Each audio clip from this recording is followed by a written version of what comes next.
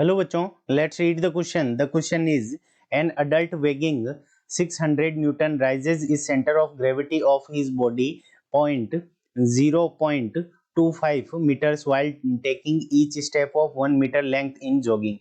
If he jogs for 6 kilometers, calculate the energy utilized by him in jogging, assuming there is no energy loss due to friction of ground and air. Assuming the body of adult is capable of converting 10% of energy intake from the food, calculate the energy equivalents of food that would be required to compensate energy utilized by jogging. ठीक है बच्चों, तो इस question के अंदर हमें क्या दे रखा है कि एक अडल्ट है जिसका वेट हमें दे रखा है. तो वेट इज इक्वल्स टू क्या है, m इंटू जी.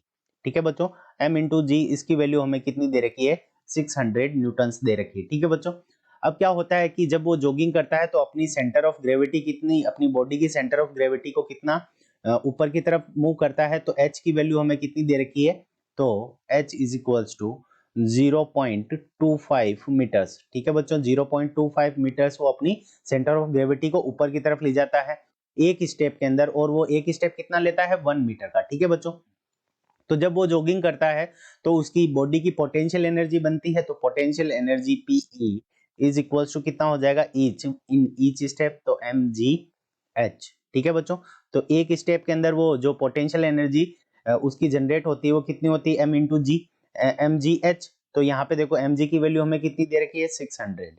ठीक है, और यहाँ पे कितना दे रखी है, हाइट कितनी दे रखी है, तो इसको अगर हम 0.25 से मल्टीप्लाई करेंगे तो यहाँ पे एक ईच स्टेप के अंदर जो एनर्जी यूटिलाइज हो रही है वो कितनी हो रही है, 150 जूल्स. ठीक है बच्चों, अब देखो वो कितने स्टेप लेता है. अब वो जॉगिंग कितनी करता है, 6 किलोमीटर्स की. तो यहाँ पे नंबर ऑफ स्टेप्स n आ जाएगा. तो n इज इक्वल्स टू हमारा कितना हो जाएगा, तो total distance upon each step की लेंथ. तो टोटल स्टेप कितना हो जाएंगे, 6 इंटू 6 किलोमीटर्स जॉगिंग करता है तो 6 इंटू 1000. ठीक है बच्चों, मीटर्स में कन्वर्ट कर लेंगे. और एक स्टेप की लेंथ कितनी दे रखी है हमें, 1 मीटर. तो नंबर ऑफ स्टेप्स वो कितने ले रहा है, तो 6000 स्टेप्स. ठीक है बच्चों, तो 6000 स्टेप्स. तो एक स्टेप के अंदर उसकी जो एनर्जी यूटिलाइजेशन होती है वो 150 जूल्स होती है. तो यहाँ पे वो 60000 स्टेप्स ले रहा है, तो एनर्जी यूटिलाइज. ठीक है, तो एनर्जी यूटिलाइज्ड. ठीक है बच्चों, यूटिलाइज्ड,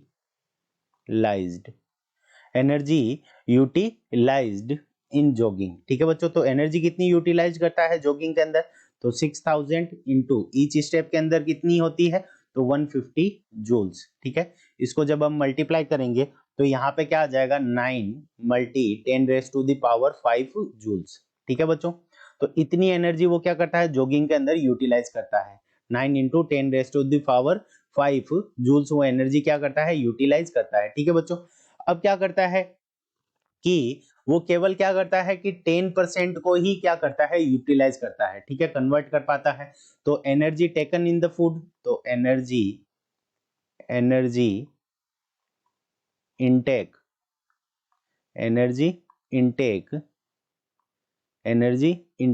इन फूड. ठीक है बच्चों, तो एनर्जी इनटेक कितनी करता है, तो वो निकालेंगे. तो वो किसकी है, इसके 10% के इक्वल है. ठीक है बच्चों, तो E एनर्जी इनटेक इन फूड को अगर हम E मान ले तो E इंटू 10 मल्टीप्लाई अपॉन 1000, तो ये 10% हो गया. और इसकी वैल्यू हमें कितनी गिवन है, 9 इंटू 10⁵ जूल्स. तो यहां से इसको हम कैलकुलेट करेंगे तो ये 0 से 0 कैंसिल हो जाएगा, ये 10 इधर जाके मल्टीप्लाई हो जाएगा. तो हमारे पास में क्या आ जाएगा, तो एनर्जी इनटेक हो जाएगी जो फूड के अंदर हमारी E इज इक्वल्स टू कितनी आ जाएगी, 9 मल्टीप्लाई 10⁻6 जूल्स. ठीक है बच्चों, और इसको हम क्या लिख सकते हैं, तो 9 मेगा जूल्स. ठीक है बच्चों, तो 9 मेगा जूल्स एनर्जी वो क्या करता है, फूड में इंटेक करता है. और जॉगिंग के अंदर वो कितनी कन्वर्ट कर पाता है, तो 9 इंटू 10⁵ जूल्स वो इसके अंदर कन्वर्ट कर पाता है. ठीक है बच्चों, तो यही इस क्वेश्चन का करेक्ट आंसर है. I hope you understood it well. All the best.